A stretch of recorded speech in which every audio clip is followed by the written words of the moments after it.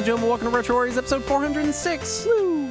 As always, I'm your host, Justin Baker, and as always, I'm joined by resident old bastard, Chris Saturn. Hello. I feel like I said that weird. It came out of my mouth weird. It's all right. It's close enough. But I've had extra caffeine today. Oh, good. I had a pot of coffee this morning, and then I had iced coffee in the afternoon, and then after dinner, I had a half a pot of coffee because I knew I was going to be doing the show, and I wanted to see how long I could talk continuously without stopping. It's a while. It's... Yeah, I've learned that. I've learned that I can just talk. How many years ago did you learn that? I actually didn't know this about myself until we started doing podcasts. Really? Yeah, I did not know. I did not realize I was such a verbose and talkative person. That's true, because when we're not doing the podcast, you are less stream of consciousness. Well, that's good. I'll take that as a compliment. My week. Yes, sir. I started playing The Path of Exile. What is that? Which is it is an action RPG, which is to say it's a Diablo clone. It's a rocket-propelled grenade. It's a rocket-propelled grenade. I'll make that joke every time. So I started playing this, and this is was put out by Grinding Gear Games. It's several years old now, and it was kind of famous for being kind of an ARPG MMO thing, and for being free to play. And for a long time, it was kind of a community darling because it was a really good free to play game that offered huge amounts of content, and the microtransactions that they used to fund it were really inoffensive and didn't actually affect gameplay. It was all cosmetic stuff. Nice. So it was kind of a little, I don't know that I want to call it an indie darling because I know it's done very well, but very much a kind of a darling in the PC gaming community. Nice. And then Tencent bought a majority stake in Grinding Gear Games. And so I'd kept meaning to check it out, and then Tencent bought out a huge portion of the company, and I was like, well, I think I'll pass. Yeah. And I was like, I don't like Tencent. I don't like putting money in their pocket. It's virtually impossible not to. Right. Because they are the biggest game company in the world. True. But I decided I'm going to give it some time and see if they fuck the game up. And it has been a few years now, like 2 or 3 years. And I was like, all right, I'm going to give it a shot. Because Diablo 4 is coming out. Yeah. I have no intentions of buying it, but my heart wants to. Because it's Diablo. It's going to be the first Diablo I didn't play. You could play the open beta while it's still free. No, I don't. No. No. I'm not. And what if so it I ends was up like, on Game Pass? And I was sitting. I don't have Game Pass anymore. What? I know. I mean, I don't have any money. Well, no one's working in my house right now. I don't pay for Game Pass.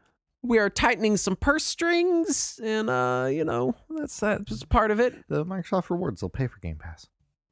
Oh yeah, but then I got to do it, and I forget. Anyway.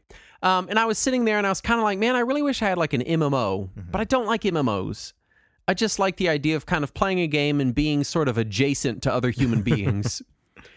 And then I was also thinking, well, I want an MMO that is really good and convenient to play on Steam Deck. So it's got to have good controller support, and it has to respond well to me turning the system on and off in sleep mode randomly. I'm sure that is very conducive to MMO gameplay. Yeah, let me tell you, MMOs don't fucking like when you do that. I bet. They're like, we don't like this shit at all. Yeah. But one of the reasons I like the Steam Deck is so much is that when I'm playing it, I just hit the button, it goes into sleep mode, I can set it down, go do something else, come back to it. And so I was like, you know what, I'll try Path of Exile. It's kind of an MMO, and it's free to play, and everyone always said it's a really good ARPG, and that's what I've always heard. And I was like, Tencent hasn't fucked it up as far as I can tell so far. I read through some Steam reviews. No one's bitching like, Tencent fucked it. It's just the normal stuff of people like, the latest balancing patch has ruined my life. Right.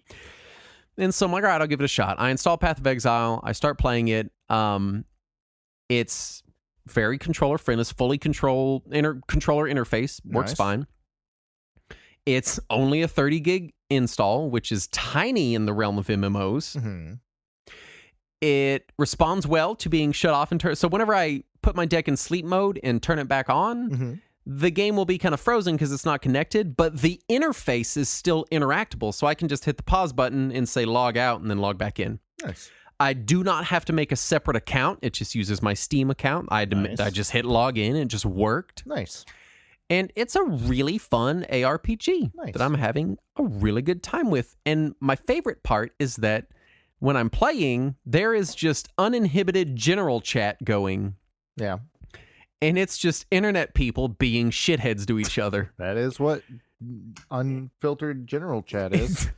So I get to play a pretty fun action RPG that looks pretty good, plays well, controller interface, native controller interface. While reading YouTube comments. While watching people argue and get mad at each other on the internet. And it's like, it's hitting some kind of like weird receptors in my brain of like feeling, you know, like whenever some drama happens and you're like, ooh, I don't want to be involved, but tell me everything that happened. You know, there's that kind of like inherent human thing of like, I want to watch the train wreck, but from a safe distance. Right. So I'm getting that on top of the dopamine hit of just playing a really good action RPG. And it's real good. Nice. It's real good. I'm glad it's scratching an itch for you. Yeah, it's scratching a weird itch. It's like it feels like it's like playing an RPG and watching fail videos at the same time. It's very nice. Yeah. And the game is very interesting.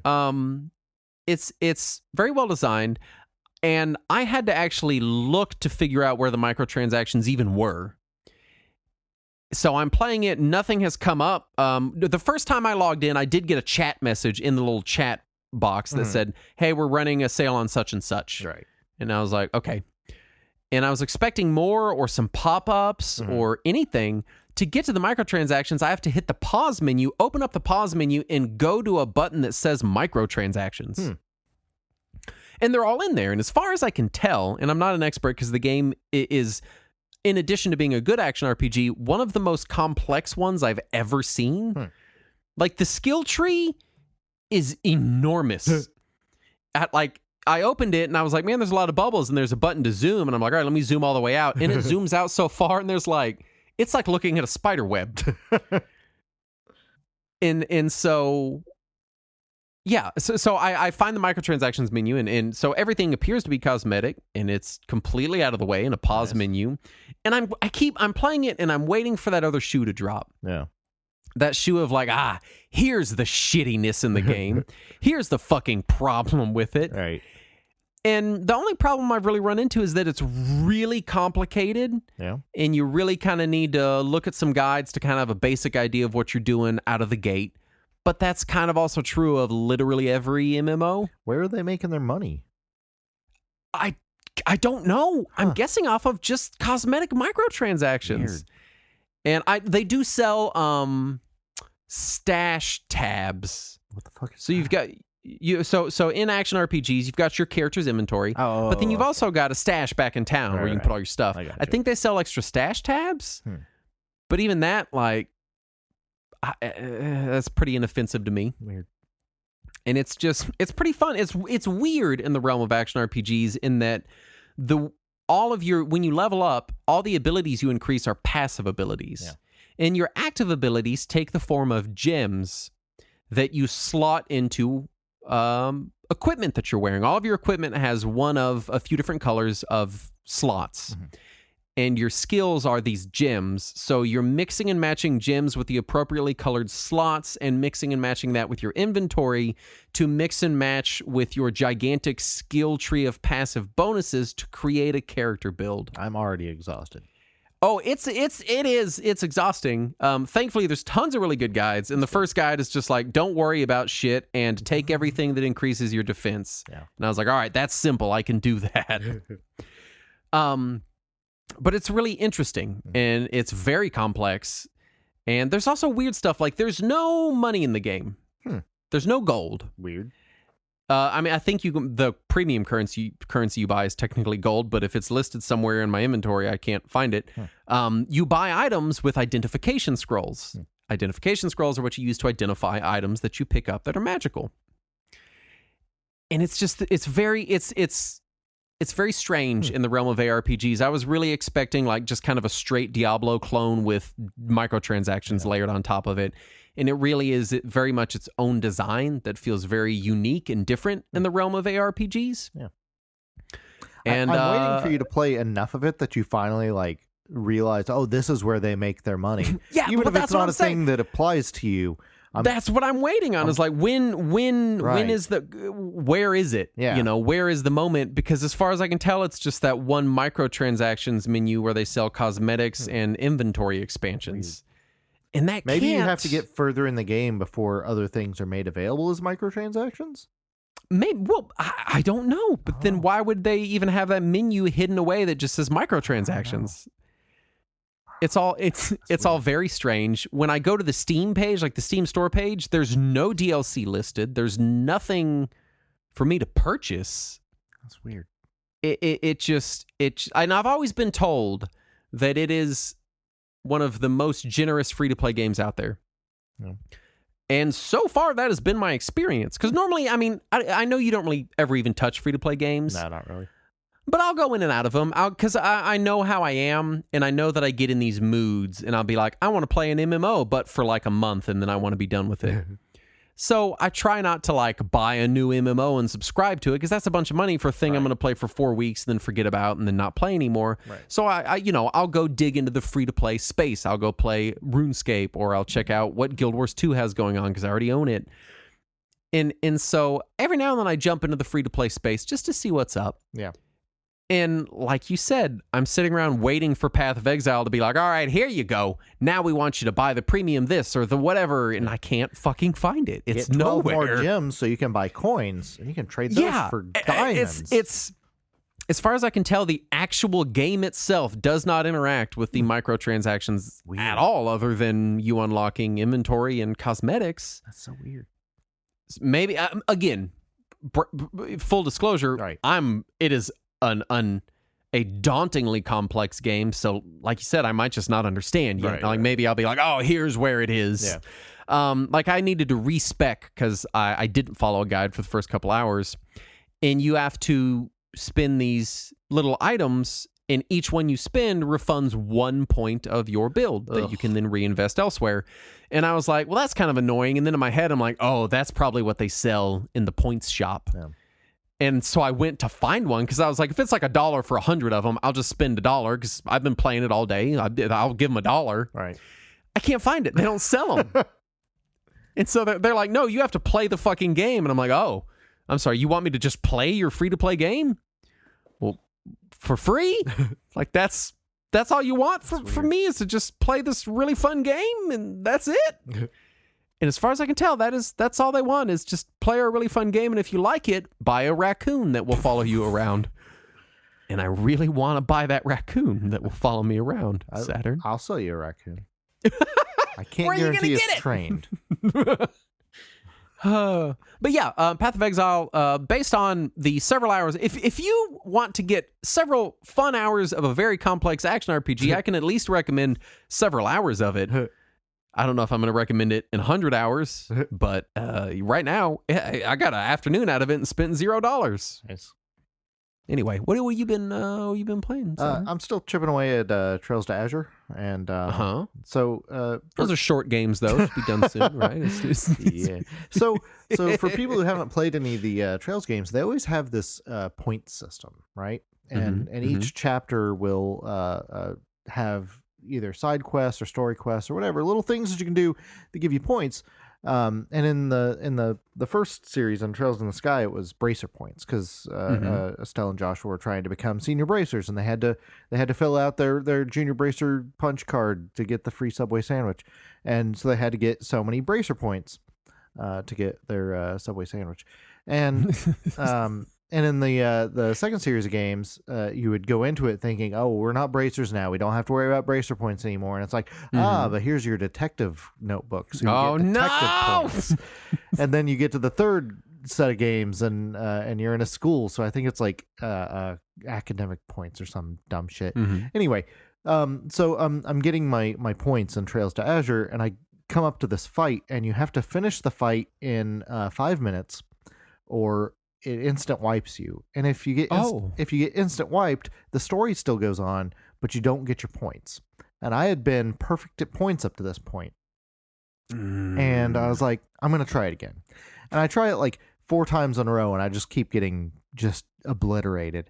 Yeah. And I'm like, well, I could go level, and then I realized I'm locked into that fight. I can't do anything else. I can't go anywhere else. And my last save file was the beginning of the entire previous chapter.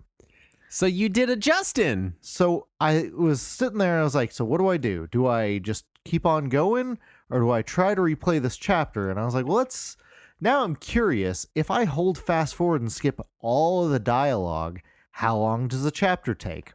Mm-hmm. So I played through the previous chapter again while grinding to get to a much higher level and getting more gear and more quartz and shit, so that I was much stronger. I was able to just walk through that fight once I got to it.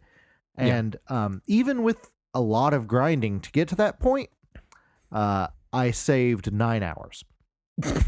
Holy shit. So there was 9 hours of dialogue that I skipped through. Now, granted, some of those 9 hours may have just been me idling and doing other things.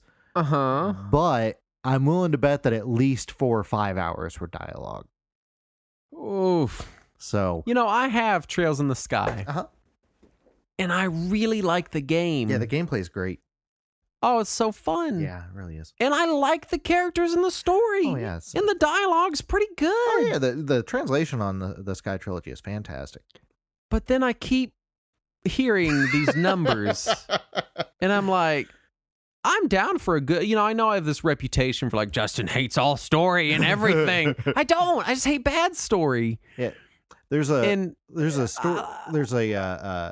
series of cutscenes and story beats at the end of chapter 3 going into chapter 4 of Trails to Azure that like even holding the fast forward button and hitting the start button to skip all the cutscenes, it probably still took like 4 minutes in fast forward at 6x speed with all dialogue instantly skipped.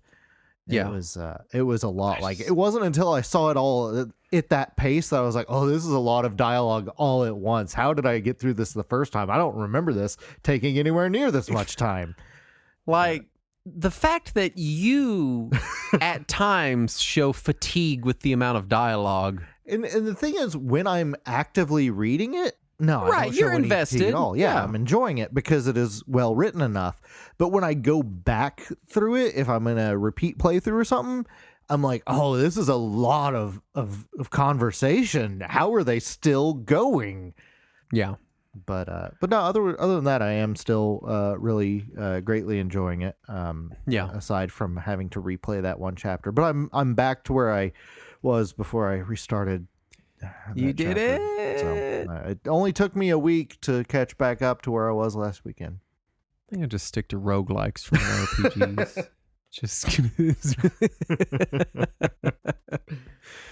let's do the news. Okay. Another live action Street Fighter movie is in production. Oh, this will be the 17th. third live action movie and the fourth movie. Right? Is that right? And I think there are several animated movies, but it's definitely... Okay, well, some of the animated movies are OVAs. What's the difference? Well, an OVA is shorter than a movie length. So OVAs are usually like an hour or less, sometimes dramatically shorter. Some OVAs are like 20 minutes, Let's see. There's the 94 film. There's the 2009 film. There was an animated movie. I think it might have just been a couple of OVAs smooshed together, though. Yeah. But there was a TV series, too. There was an American TV series. Yeah. There's also the cartoon. And then there's also a 1992 unlicensed film. Oh, yeah. Forget about that. There's also, if you want to count it, Master of the Flying Guillotine, which is not related at all, except they ripped off a bunch of characters from it. So if you ever want to see the original inspiration for a lot of these characters, Master of the Flying Guillotine, it's also a really new one kick-ass is being done garbage by, movie. Legendary Pictures, I think. I don't even know. There's no way it's going to be good, so I don't care. That's kind of where I am with it, you know? What else had they done, though? I was trying to remember what movies they had done, because they had done a few things that were actually like Batman Begins and Superman Returns. It's the people that did that stuff. And Watchmen. Those well-celebrated films. 300. They're generally well-received action-y movies. Yeah. So I'm not hopeful whatsoever. I expect it to be schlocky at best. But I will take schlocky, Yeah. I really will, because like compared to the 94 Street Fighter movie, that movie, and I said it in the episode, is fucking boring. That's my problem with it. Make a bad movie, that's fine. I'll watch bad movies all day long, but don't make it boring. Yeah, but I Justin, don't want to be bored. Every time you're bored, you can just try to figure out what it is that Jean-Claude Van Damme is saying. I can never. The muscles from Brussels. Nintendo asked Discord to pretty please reveal the identity of someone who leaked an art book of the upcoming Zelda game. Yeah. And for people that don't realize, because I know we use Discord heavily. Right. Discord is a social media platform, and when you sign their terms of service, it probably has clauses that say if law enforcement or lawsuits ask us to do these things, then we're going to do them. Right. Which you should expect anytime you're using a service maintained by some other group. Yeah, anything maintained by a single corporate entity, that's they all have these clauses now. Right. Like there was a time where some of them were resistant to these clauses. Right. That time is long past. It is gone. But also Nintendo kindly asked GameStop to fire an employee who leaked a picture of the new Zelda Switch bundle.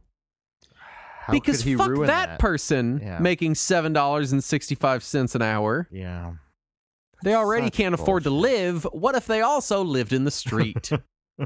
Because they shared a picture of the least surprising Nintendo release of possibly of all time. Yeah. Yeah. Who would have thought that Nintendo was going to release a Switch bundle for, what is this game? Zelda? It's pronounced Zeldor. Oh, Zoldor? I think yeah, Zoldor. Just makes me think of the dudes from Dude, Where's My Car? They're like, Zoltan. I know no one else remembers Zoltan from that movie. Oh, I do. You remember Zoltan? Yeah. Oh, that's so exciting. No one ever remembers that movie. That's an awful movie. Yeah, it was. It was. So thanks, Nintendo, for being so concerned about your secret reveals of your well-known property. I'm kind of blown away that GameStop didn't fire the person when Nintendo asked them to. I mean, surely they did, right? I think they did fire them, didn't they? I don't know. I didn't read the follow-up, but if Nintendo asks GameStop fires people for fun. Of course they're going to do it if Nintendo asks.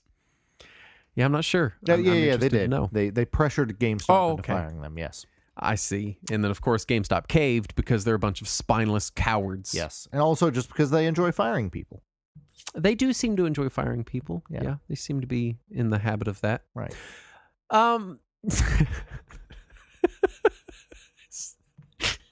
Sony is discontinuing Dreams. Not the product, not the game. Just they're preventing anyone from dreaming going forward. No more dreams for anyone.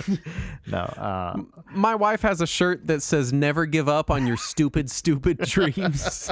And this makes me think of that. So I believe that they had originally announced that Dreams was going to continue through 25 or 26, and that's not going to happen anymore. They had also at one point said that they were considering a PSVR and a PS5 release of Dreams, and that's also not going to happen. So how many times now has Sony half-assedly released some type of game creation platform or tool and then rescinded it before its time? I'm not certain on that. What's frustrating is Media Molecule, the company that made Dreams, also made Little Big Planet, which is also a game which creation Little Big tool. Planet, I was going to say, a big game creation tool that people didn't seem to fucking care about either. Right. So Media Molecule at one point had said that they were looking into ways that people who made games through Dreams could at some point monetize them, right? Yeah, just do a full Roblox. Yeah, so that was the intention. And so I'm sure a lot of people were making games in there thinking that someday when the game hit PlayStation Plus and everybody had it all of a sudden, maybe they could sell their game for $1 and make a couple of cents off of it, right? Yeah. Well, it never hit PlayStation Plus. And it never hit PlayStation 5. And it never hit PlayStation VR. And now it's being discontinued. And... sorry. Are you telling me that Sony botched the handling of a franchise or technology and then put it out to pasture and shrugged and said, I guess no one liked it after it was completely mishandled and made largely unavailable? Yeah, that's basically what happened, yeah. Oh my God, what a new thing they've never done a bunch of times. What? I know, who would have thought? Thanks, Corpos. A Konami employee has been charged. First of all, this is not how you handle corpos. We are not encouraging this. Yeah, no, next news please, story. please don't do this. Don't. But a Konami employee has been charged with attempted murder after attempting to kill their boss with a fire extinguisher. Presumably because they were asked to make another partnership with a ceramics company or something, and they had enough. This is nuts. This is the nuts story. I'm guessing they were told to remaster Silent Hill, but they were not allowed to use Comic Sans.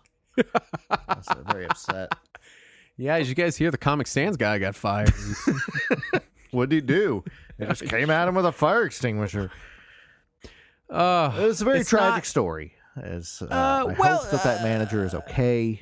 I hope that guy gets help. Right, yeah. Obviously, he needs it. Seriously. But... man, what a ridiculous headline. Yeah. Holy shit. And I got to say, of all of the ridiculous Konami headlines I expected to hear this year, this wasn't even on my list. This not even top 20. Microsoft is working on a light build of Windows 10 and 11 to be used on Steam Deck-like devices and includes a custom Xbox user interface. This is most exciting to me. Yeah. I can't imagine why. I know. I have a Steam Deck-like device. What? I know. This is news to me, Justin. Why have you never mentioned it on the show once? I know. I never talk about the Steam Deck or Vampire Survivors, and nobody knows what these things are. No. These obscure things that I really like. I like to think that there's somebody listening to the show for the first time this episode. And they're like, oh, he should talk about those things more. I wonder if he likes Digimon too. That'd be a cool thing to hear him talk about. Way too much, too often. This is good. I'm not going to contradict that, by the way. This is exciting. The idea of having Windows. This is basically will turn your Steam Deck into a Game Pass machine. Is what they're fucking billing this as. Right. Now, I will say, I'm a little annoyed that Microsoft doesn't just build Game Pass functionality into Steam. Now they are supposedly also pursuing that option. And what's weird is they're pursuing it, but EA is already doing it, so the technology is in place. Right. So what's the fucking holdup, Microsoft? I imagine the holdup is the licensing with all of the third parties. And if they just released their games and not all the third parties, that would probably also upset the third parties. I don't know. I feel like they could have had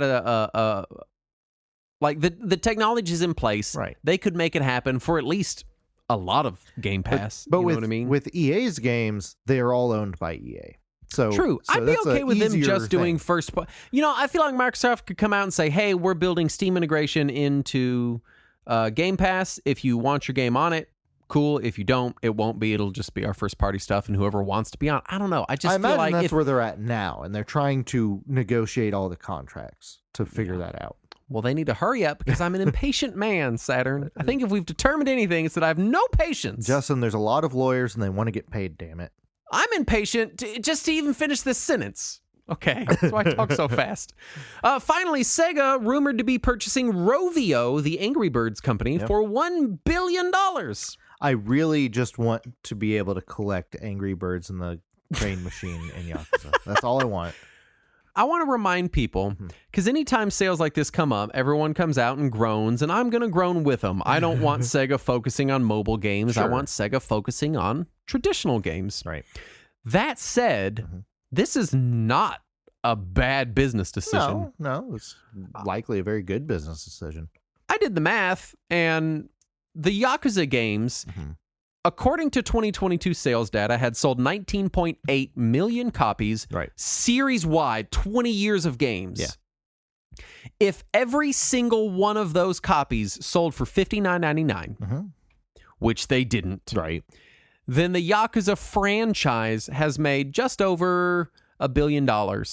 Right. If that were the case. Now, granted, it's probably half that, but let's live in magical fantasy land where every Yakuza game ever sold for the full $60. Right. Rovio made 317 million euros, which is 350 million US dollars last year. Yeah. So in 1 year, Yeah. they've made a third of the amount of money that Yakuza could not even make in a magical fantasy land in its entire existence. Right. The money in mobile games is bananas. Yeah. Yeah. It's If you have the ludicrous amount of money. 500th most popular mobile game, you're still making millions of dollars. And I am not too worried about this acquisition if it is true and if it does go through, because Sega has shown, historically anyway, that they are capable of acquiring somebody who's in a completely different market space and allowing them to breathe without influencing everything. Like when you think about Sega Europe and Creative Assembly and all these Total War games and stuff, that once Sega bought them, they didn't tell them to change and become more Japanese style and become more Sega-like and put Sonic in all the games or anything like that. I wish they'd put Sonic in all the Total War that'd games. be great. Could you imagine? It's just all Big the Cat. But no, they just let them do their thing. They were just like, your formula works. Keep doing this working formula. We're gonna keep making shitty Sonic games. Yeah. And they just did what they did already, and that seems to be the case with all of Sega Europe. Really, is they just keep pumping out good Western style PC games, and they just happen to have Sega logos on them now. So I think with this kind of an acquisition, we're not going to see Sega suddenly divert all of their games into mobile space. They're just going to let Rovio do their thing, just now with the Sega logo on it. Also, Rovio was just in the news for taking away the good version of Angry Birds. I think they could use some direction back toward just putting out Angry Birds is fucking fun. I'm sorry, I know everyone wants to shit all over it because it's popular. It's a fun game, man. I bought it when it came out. It's a good time. You know, and then they come out with little themed ones where they dress the birds up like Star Wars characters and you fling them around. It's fun. Like, it's a fun game. Yeah, I played that first Angry Birds when it was still free to play, and then nothing since. Yeah. Which brings us to our topic at hand. Which is early weird Pac-Man sequels and spin-offs. That just flows right off the tongue, doesn't it? I don't know what I'm going to actually entitle this episode because that's way too long. This was your idea, sir. I know. I think I just put weird Pac-Man in the spreadsheet. And as far as got a bunch of weird Pac-Man over there. As far as synopsis, Saturn wrote the Pac-Man fever equivalent of long COVID. Yeah, that's basically it. Which is both true and dark. So this is basically and this is kind of getting into initial thoughts, but I don't fucking know anything about Pac-Man. Oh, I do. I missed Pac-Man. I mean, like I played the arcade Pac-Man. Yeah. But all the weird Pac-Man spin-off shit, I didn't play it and wasn't aware of it and didn't care. Yeah. And so Pac-Man's got some weird fucking shit going on. True, yeah. In this weird era of like, hey, we're many years post regular Pac-Man. Right. We've milked the regular Pac-Man formula with Miss Pac-Man and the other traditional Pac-Man sequels that we'll talk about. Yeah. What the fuck do we do now? And then they went and huffed a bunch of paint and came up with all these games, I guess. I don't know. Because they make no sense. Yeah. No sense. Yeah. Yeah. So at the time, Pac-Man was enormous. Pac-Man was everywhere, not just video games. He was breakfast cereals. He was cartoons. He was on the radio. He was everywhere. And so I assumed that the trajectory for Pac-Man was the trajectory that Mario ended up having, where, you know, he would play tennis and he would go karting and he would, you know, become a doctor and all that shit that Mario did. I just assumed Pac-Man was going to do all of that, but it turns out that Pac-Man blew his load in the early 80s, freaked out and disappeared for a while until he could, clean himself up and come back. So I guess this is the story of his dark period. Oh, and it's so dark and weird and shitty. Oh, it's shitty. But first, Saturn, please regale us with the stories of the more regular Pac-Man sequels that did also come out. Yeah, so first you had Ms. Pac-Man, which Midway released back in 82. And we did a whole episode about this. It was episode 339, the whole thing. So you can go listen to that. You basically, shorthand version, Pac-Man, but he's got a bow on his head. True. And there's more maps and more colors. More maps. Was I not on that episode? No, you were out sick. It was just me and Guy. Was I? Yeah. Really? Yes. Weird. I guess that's why I don't remember doing Miss Pac-Man. Yeah. I will say, Miss Pac-Man, out of all of the Pac-Man characters, she is the only one that really has stood the test of time along with regular Pac-Man. Until recently when they refused to use her anymore. Yeah, which is fucking weird. Well, I mean, I guess there's legal reasons. Yes, it's because at games. But it's frustrating because Miss Pac-Man, like, I think people forget that there's a whole Donkey Kong 64 style cast of Pac people. Yes. And she was just the most famous outside of regular Pac-Man. Right, for the longest time. Yeah. Anyway, what else do we have? Then you have Pac-Man Plus, which was also made by Midway in 82. And it's also just more Pac-Man. Just more maps. Yeah, just different maps, but otherwise the same as the original. And then you had Junior Pac-Man, which Midway put out in 83, which is also more Pac-Man. But now the screen scrolls because it's a bigger maze. Where does Baby Pac-Man fit into this? We'll get to Baby Pac-Man later. Okay. And then finally you had Pac-Mania, which was all Namco released it in 87. It's also basically Pac-Man, but it's isometric, and also he can jump now, and also the screen scrolls. And also it has the dumbest poster that they used to sell it to arcades. I posted it in the chat the other day. Yes. What the fuck was that? What did it say? It said, "Yum yum, I'll eat you up." It's Pac-Man jumping and saying, "Yum yum, I'll eat you up." And one ghost is screaming, "Crazy man!" And another ghost screams, "What's happening?" But this is the best part. At the bottom of the screen, it says PAC in 3 different colors, and it spells Pac. But they've put letters next to it to show that it's an anagram.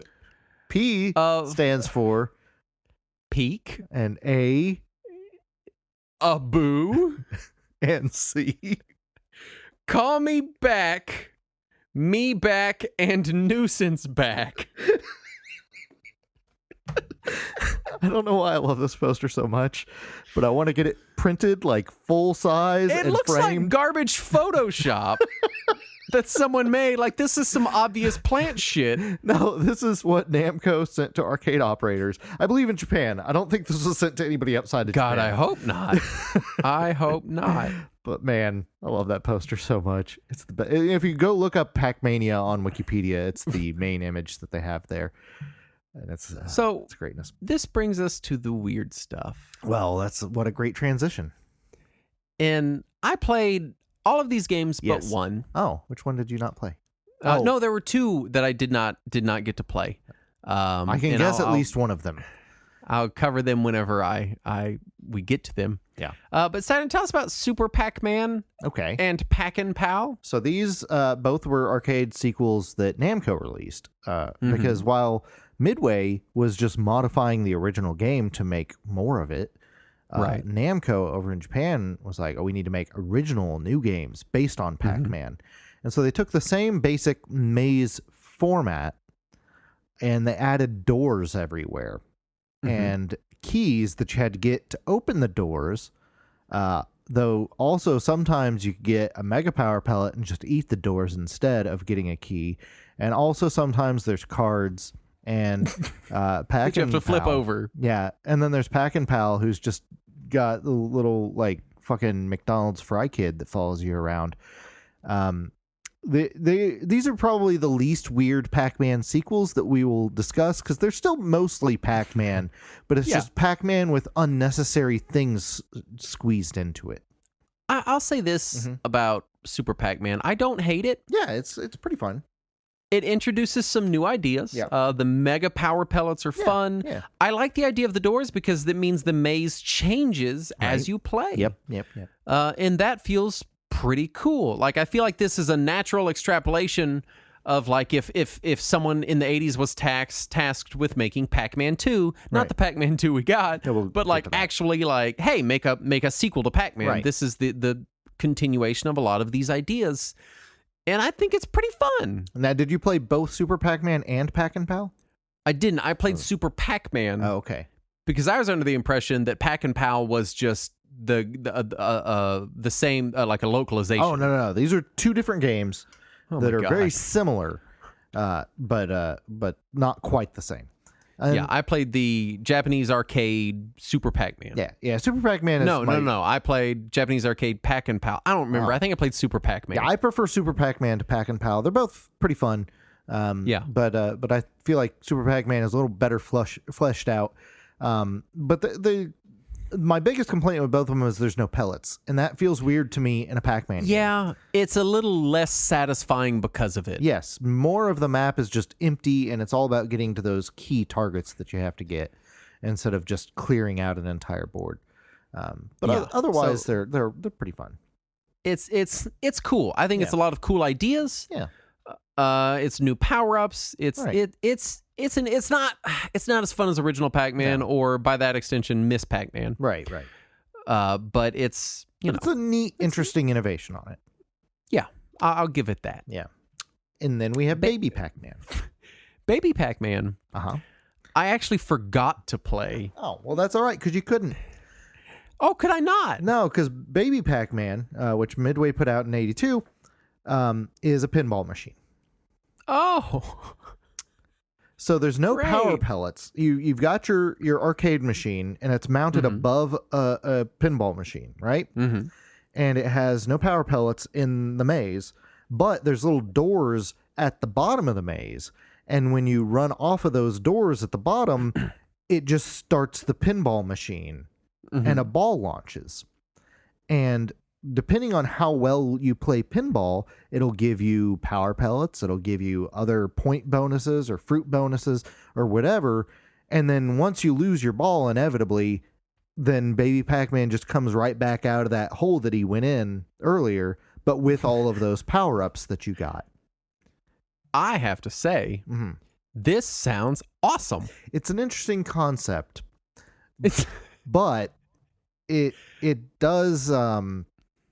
The two things are interesting, but the disconnect between the two constantly leaves me like slightly like I'm already in the mood for the one thing, and then I'm forced to do the other thing. It's Odama syndrome. Yeah. Right? Where you're like, I don't know if I want to play pinball, talk to my GameCube through a microphone, or play this strategy game. Right. But all three at once seems excessive. I will say, the cabinet design on it is really interesting. Yeah. Because it's pinball, but it's like this tiny baby pinball, so that it can fit inside of like an arcade machine underneath the screen. Yes. It's a very unique and strange looking cabinet. Oh yeah. And it was something that it at the time was pretty rare because of how expensive it was. Yeah. And finding one in working condition today is pretty hard. So yeah, I'm seeing them on eBay for between $3,000 and $5,000. Yeah. And I think somebody has kind of fudged some sort of emulation for it, but I don't know how that would really work out well. Yeah. Professor Pac-Man is the other one I didn't play. Oh, that's for the best. I don't want to. I saw that it said quiz game, and I was like, no, thank you. Yeah, it's basically a bar quiz game. But for some reason, Pac-Man's at the top of the screen. And most of the time, he just like quizzes you about like random early 80s pop culture. Oh, boy. And sometimes it's a math question. And then every now and then is a question about Pac-Man, like about the previous game. In the Pac-Man mythos, doesn't that create a situation where Pac-Man exists in our actual world, or is at least aware of the real world? It seems to, yes.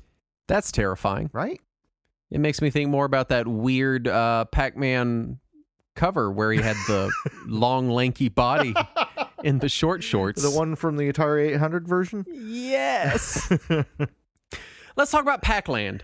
Yeah, I guess we have to eventually, don't we? Because this game fucking sucks. Yeah, so Pac-Land, Namco put it out in arcades in '84. It eventually got a TurboGrafx port 3 or 4 years later. And I remember at the time people were like, "This is an arcade perfect version of Pac-Land." And looking back at it, I'm like, "But why? Why was it that?" The NES version of it really sucks. This is like if someone made a Pac-Man themed walking simulator in MS Paint. Yes. So it looks so ugly. First of all, remember this is pre-Super Mario Brothers. So the rules for side-scrolling platformers had not yet been established. Fair. Side-scrolling in general was still a fairly new concept, especially for platforming. So this was not something that was codified in any way. This was a new kind of format. People weren't sure what it was. Plus, they decided to theme it off of the Hanna-Barbera cartoon series, which happened. And it was made in Japan where the series didn't air. So they just had art from it, and they just based it off of that. And it is the first Namco developed game that features the Pac family. So it had Ms. Pac-Man and Junior Pac-Man. I don't think it had Baby Pac. Oh no, because I think Ms. Pac-Man was holding Baby Pac-Man. Though, I'm not sure now. I've tried to block out as much of this garbage game as I could. The recent re-release on ACA, the Arcade Archives, removes Ms. Pac-Man. Like they straight up took her out of the game and replaced her with some other Lady Pac. Just because they don't want to pay at games for it. Yeah. But yeah, it's not a good game. So it's a side-scrolling, I guess we can call it a platformer, but there's no platforms. Yeah, well, sometimes you have to jump over, like, holes. Yeah, but it's like... It feels like a game that was exclusively made for very young children. Yeah. Because everything... But really young children that you hate and want to punish. Yeah, nothing has texture, so everything is just MS Paint bucket fill looking. Right, yeah. Which makes it look very like shareware DOS game. Right, well, it was a 1984 arcade game, though. Sure, really that's early. fine. It still looks like dog shit. Right. And Pac-Man walks so slow, and the ghosts show up randomly. Now they're in planes, and then they're in boats, and you have to jump over them. Yeah. But the gaps between the ghosts showing up is so big that most of the game, it's just Pac-Man walking down the street. Now, did you look at what the arcade of this looked like?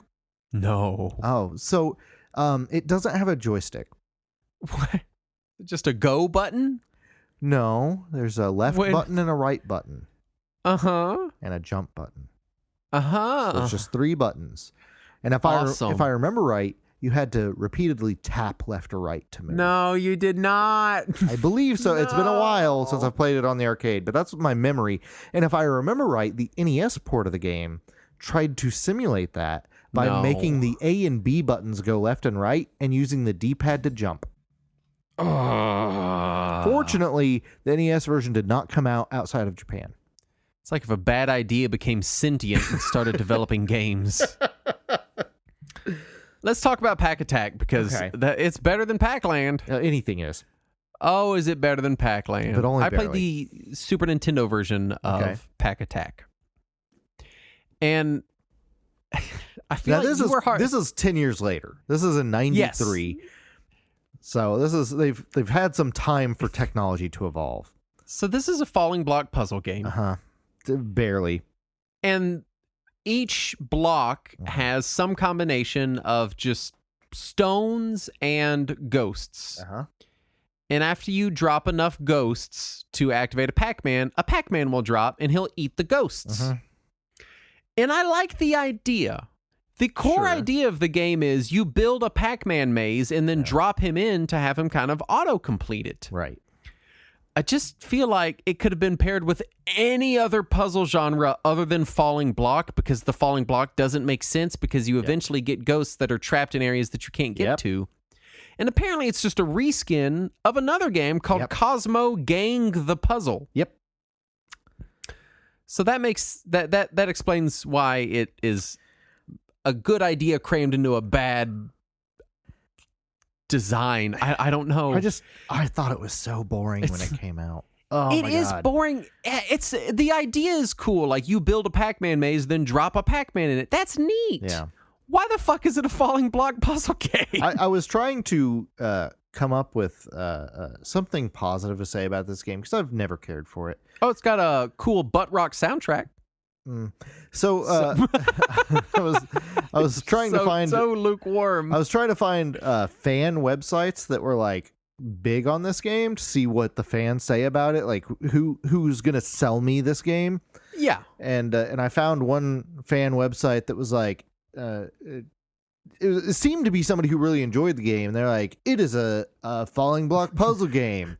It features Pac-Man. It's the only Pac game on the CDI. Yep.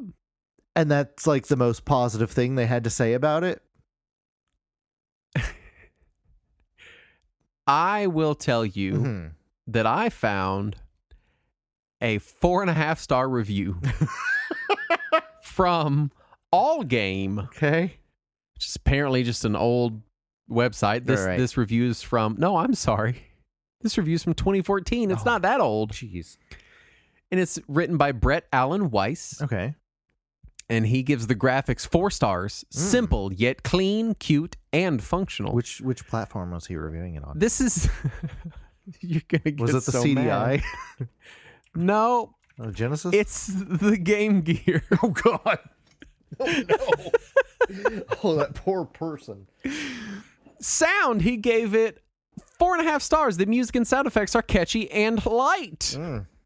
Enjoyment, 4.5. The game is a fun mix of quick thinking and exciting action. Oh, yeah. Replay value, 4.5. Once you've played the normal mode to death, you'll begin on the puzzle mode to try to beat all 100 levels, Saturn. Oh, I'm sure I will. And then the final vector after graphics, sound, enjoyment, and replay value is obviously documentation. What? How well it's been researched by the lab. Documentation is 3.5 stars. The manual is written in a friendly and informative manner, and it offers a few hints. I've never, in all of my years of covering video games, seen a review Of the manual. that ranks documentation. Friendly and informative. Never once I have want ever seen that. I would give it extra points if the manual called me a pig sucker. Like, I want the manual that is not friendly or informative. And Brett Allen Weiss goes on to say, on long road trips with my family, I sometimes ask my wife to drive so I can plug my Game Gear into the cigarette lighter and do some gaming. 9 times out of 10, Pack Attack is the first game. Saturn, this is 2014. I hope that Brett The DS Lite, the 3DS is out. I hope Brett has gotten help since then. This review is the top listed individual review on Wikipedia. It's the first one. That review is a cry for help, Justin.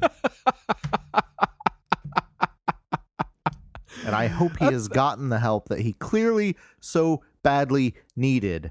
Now, there's apparently also an iOS port of Pack Attack. I did see that. I didn't play it. And it looks not good, you know? What? Touch Arcade gave it a 3. Out of 20? No, out of 5. Oh, why? And then I don't know what the fuck is up with the Game Gear version, but EGM reviewed it in 1994, 20 years before Brett Allen Weiss took a crack at the documentation. And they gave it a 38 out of 50, but it was the Game Gear version again.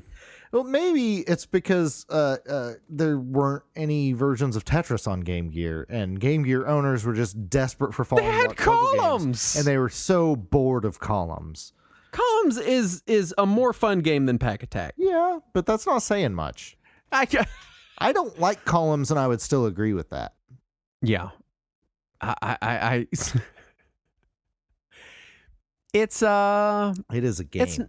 It's not a good game. Again, The idea is sound. Yeah, it's an interesting concept. Just I don't like the execution, and I think I'm on record as being a big fan of falling block puzzle games too. Like You are on record as that. Maybe you should talk to Brett Allen Weiss, and maybe he could give you some hints on the documentation and how it helped him come to this 4.5-star review of the Game Gear slap version. some sense into Brett there, because Maybe the Game Gear version is just fucking stellar. Right. And we've just not played that version. Maybe it came with cocaine in the box. And Maybe that was it. yeah. This game is fucking great.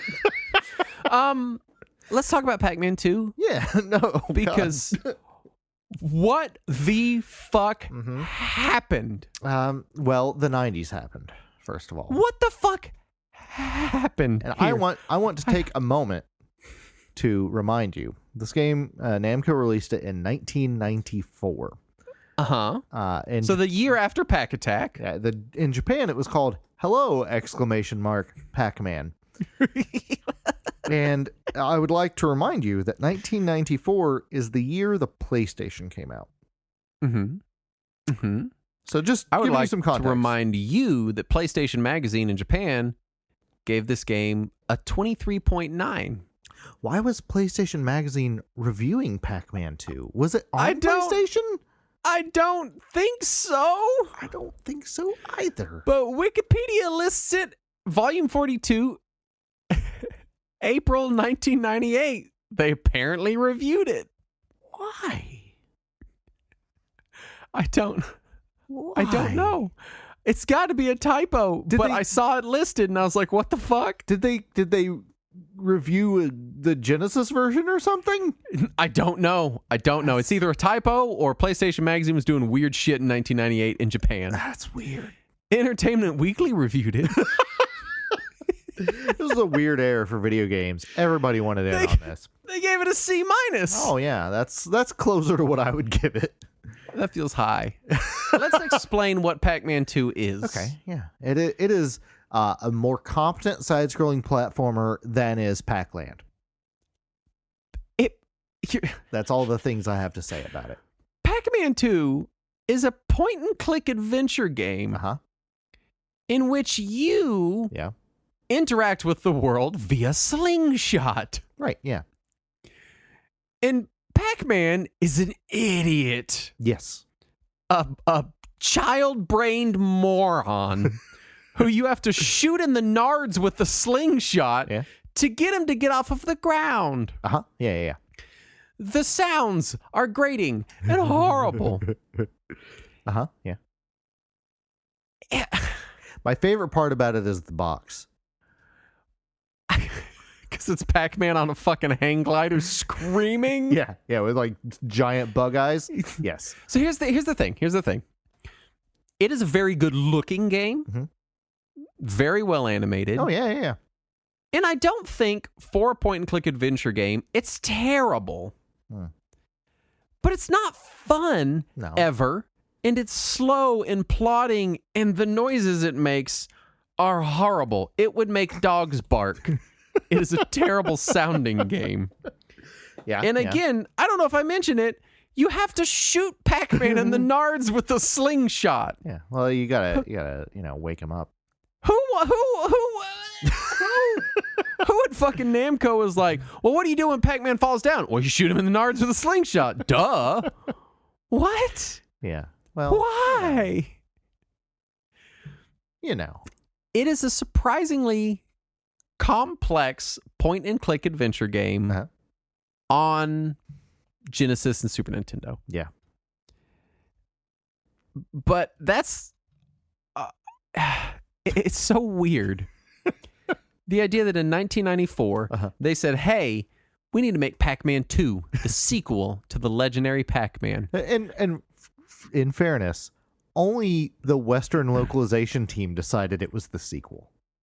True. Because in Japan, it's just, hello, Pac-Man. So, we need to make the sequel to Pac-Man. We're making a new Pac-Man. Right. What's popular right now? 1994. Well, platformers are pretty damn popular on console. What if we made it look in every screenshot like a well-animated platformer? And then when you go to play the game, you realize that you're just watching the game and shooting things with a slingshot like fucking Dennis the Menace. And you know what? I still say it is a more competent side-scrolling platformer than is Pac-Man. It is functionally not a side-scrolling platformer at all. Right, yeah. My point still stands. It's bizarre and strange, and I don't know what the fuck, man. And it has a lot of plot.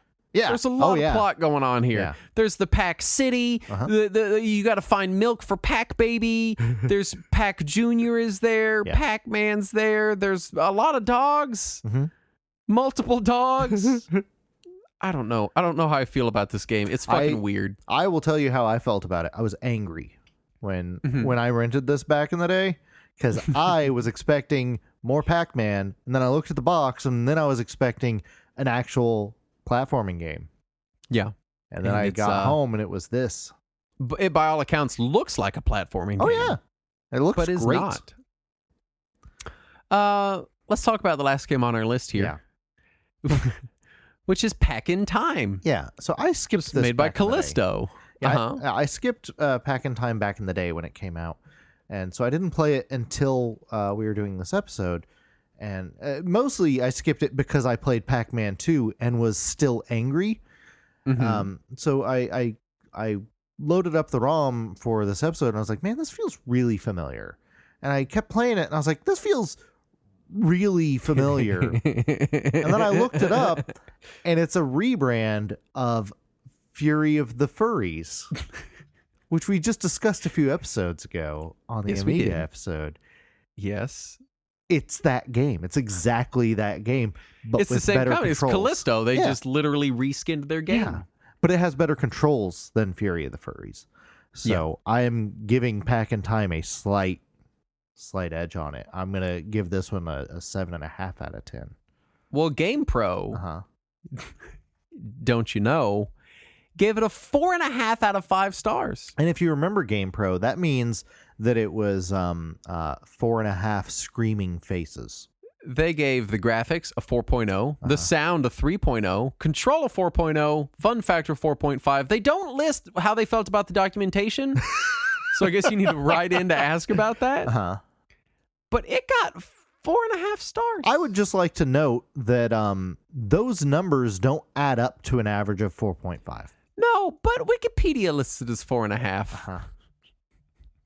But still, that's a pretty positive review. And I will say it's a decent looking game. Yeah. But also, in the GamePro review, I'm guessing this is some official art for it. I don't know. But they've got this picture of what I think is supposed to be Pac-Man that I've just PM'd to you. And it is the weirdest, derpiest looking cartoon Pac-Man. GamePro tended to draw their own art. It looks like his arms and legs have just been stapled on.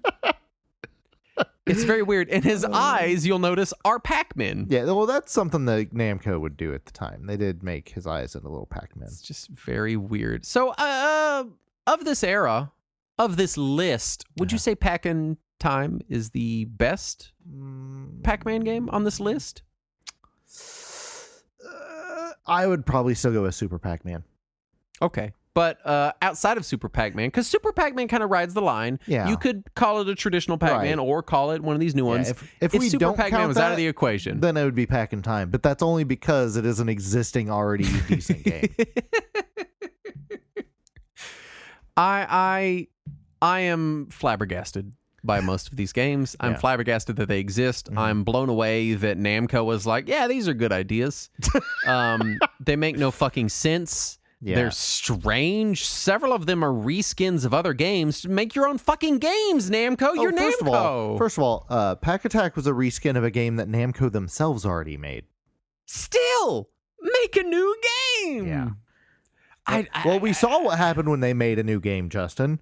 Yeah. Maybe don't make a new game. I have to say that of all the baffling ideas in Pac-Man 2, and there's a lot, I'm still completely baffled by the controls of Pac-Land in the arcade. That's the one that will always just like, it's like, I remember the first time that I had learned that it just used those buttons. I was talking to a guy that was older than me. He was also a big retro gaming person. And I was like, why would they do that to the controls? And he said, well, maybe Yeah. it just like they didn't have joysticks yet. And like he said that, and we both stopped there for a minute, and we were like, it's a sequel to Pac-Man. They had joysticks in Pac-Man. Yeah. Well, it's too complicated. Saturn. Right. There's no way they could figure that out again. I want to talk about Pac-Man's legacy because we specifically have to notate at the beginning of this show that this is the early history of weird Pac-Man sequels. Because they don't stop here. No. Pac-Man does get weird Mario-esque shit. Right. There's Pac-Man World Rally. Yep. Which was on the PS2 and the GameCube and Windows. Yep. There's Pac-Man Pinball on the Game Boy Advance. There's Pac-Pix on the DS, which that's kind of fun, actually. Yeah, people liked it okay. Yeah. It was a weird thing. Weird launch DS game. There's Pac-Man World that exists as kind of its own separate franchise. Yep, they got a couple sequels. And the repack version came out recently. Yep, and then, I mean, obviously, really, I feel like the extension of traditional Pac-Man is the Pac-Man Championship editions. Yeah. And then there was the Pac-Man cartoon that aired not too long ago. Pac-Man and the Ghostly Adventures, which got its own game. Yep. It got 2 games, actually. There are 2 Pac-Man and the Ghostly Adventure games, and I don't know much about them. But I believe they are like third-person action games, kind of similar-ish to World, but they didn't review remotely good. That's unfortunate. So, take that for what you will. But Pac-Man, I think in a weird way, young Saturn was right. Pac-Man is kind of following this Mario trajectory. Just not at the same pace that Mario did. Or the same quality level. Yeah. So pace and quality are off. Yeah, because that Pac-Man World Rally game, it's not good. Spoiler alert for if we ever do a part 2 of this. Not great. So I guess, as far as final thoughts, like I some of these games I get what they were going for. Like Super Pac-Man, I kind of get it. Pac in Time, I it was a skin of a different game, but like, all right, it's a Pac-Man platformer. That makes sense for Pac-Man. Some of the other ones, Pac-Man 2, all the rest of them really, Pac Attack. I don't know what the fuck were you thinking? Yeah. What were you thinking? But Justin, Professor Pac-Man. I don't. What if he asks you about Norm from Cheers? Oh my God. Why is Pac-Man aware of Norm from Cheers? I don't remember if that was specifically something he asked about, but it feels like one of those questions he would have asked. I don't want to live in this world where Pac-Man is aware of the real world shit. Because that means he knows about the sad things too, and I don't want to have to imagine Pac-Man having to explain like 9/11 to baby Pac-Man. I'm thinking about it. If he is aware of Cheers, there was that one episode of Cheers where Cliff went on Jeopardy, which means that Pac-Man is aware of Alex Trebek, which means that Pac-Man is now aware of Alex Trebek's passing. Oh my God, this is a deep hole that I don't want to be in. And if you like deep holes that you may or may not want to be in, check out our Patreon at patreon.com/retrowarriors, where you can listen to a lot of this stuff. And maybe we'll help you climb out of that hole. Maybe we'll help you climb out with some talk about breakfast cereals. I like that we made a patron exclusive channel in the Discourse, just one channel. Yeah. And almost no discussion goes on in there except for people occasionally talking about breakfast cereals like once a week. Right. Well, that's what you talk about, yeah. And that's it. We do want to thank the following patrons for their kind donations, starting with Will and Conchu, Ebucel, Sean S., Michael Winters, Alex, Austin Wheeler, Blaster Keaton, Jordan Ish, and Brian Kim. Are all the fine Pack people we want to thank for their Pack donations to our Pack Patreon. Yes. Because now this part is themed according to the episode. That's what we do now. I do feel like we adhere to so many weird traditions in this show, like the same show structure, the same intro and sign off, that every now and then I want to inject new weird traditions and then just not follow them. Yeah, they last like one episode. Or that time that for like 3 episodes in a row, I did goofy transitions into the news and then I just never did it again. or into the topic or whatever. Right. Because that's what we're about here. Consistent inconsistency. Some things we'll do for 10 years. Other things we'll forget next episode. And we just won't remember to do it anymore. So there you go. That's Pac-Man. Yeah. Don't Pac-Man is what I have to say about this episode. Just don't play any of these. None of these. He's worth so much more than this. None of these are worth anyone's time. If I want to know, because we aren't point-and-click adventure people. Yeah. If you're a point-and-click adventure person that's like, I fucking love point-and-click adventure games. Right. Please write in and tell us how much you liked Pac-Man 2. There's a link in the show description to our link tree. You can find us on all sorts of platforms. Right. Please tell us why you like Pac-Man 2. If it doesn't matter if you're a point-and-click fan. If you are a person who has ever enjoyed Pac-Man 2, we want to know. I want to know why. And what happened in your life that brought you to that? Yeah, please explain your trajectory, because it must be dire. It's just gotta be. You and Brett, I'm worried about both of you now, actually. Yeah, Brett, if you're listening, man, write in. What's up with you playing Pac Attack on your Game Gear via cigarette lighter in 2014, bud? Yeah. The 3DS was out. Yeah, we're worried about you, man. Playing fucking much better games, dude. Yeah, seriously. I think maybe Pac-Man Championship Edition was out on 3DS at that point. Was it not? Oh, man. Did that come out on 3DS? I don't remember that if it did. Oh, maybe I'm thinking, I'm probably thinking Vita. It came to Vita. Oh, maybe it did. That's what it was. Anyway, thanks so much for listening. Yeah. We'll be back next week. And as always, let us cling together.